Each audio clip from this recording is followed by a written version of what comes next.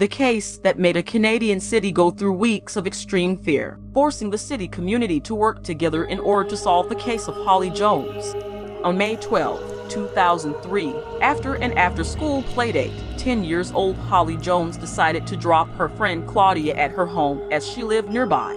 It was a very familiar route to them, Sterling Street, through which they walked school. After dropping off Claudia, she walked towards her home, and that was basically it. Holly never really got there, and after a few hours, when Holly didn't come back home, her parents, Maria Jones and George Stonehouse, knew something was wrong. They immediately reported her missing. Later on the very next morning, police issued an Amber Alert along with a request from her parents for information about their daughter if anyone saw her. Whoever knew Holly was very aware of how sweet and gentle a girl she was. After a few days of Holly being reported missing, the police got a call from a man on Wards Island, and from here, the story took a dark turn. That man reported that he found 2 bags filled with body parts near the shoreline.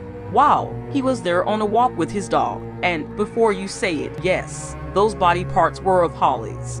Now the question isn't where is Holly, it's who the fuck did this to her. So, the investigation team kept searching the waterfront for any evidence, and after a while, the police released some pictures of personal items found near the place Holly's remains were found, asking the public if any of them might recognize any of the items in hopes of linking it to potential suspects. And, according to Toronto police, they received over 1,650 phone calls, and of course, none of them were very helpful. But then, the police finally saw some rays of hope when they came to know about 2 men who were seen aboard the Toronto Island ferry, exactly around the time Holly's went missing. One of the men met the police and it was confirmed that he had nothing to do with the case at all, and for the other man, he remained unidentified. A funeral ceremony for Holly was held on May 20th at St. Vincent de Paul Roman Catholic Church. Not only the ones who knew Holly, but those who did not, like many politicians and even police officers, attended the funeral.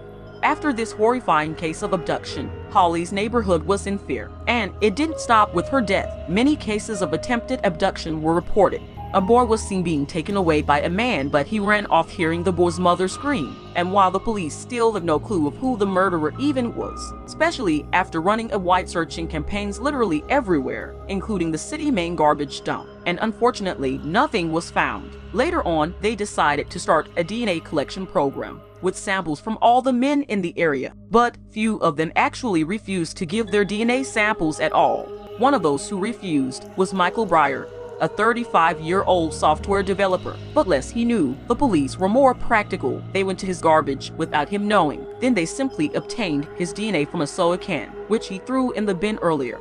And finally, the DNA matched with the one found in the blood sample obtained from Holly's nails. After being arrested, he confessed to his crime during interrogation. Then, from that point, the whole story behind her murder was revealed. So, here you are.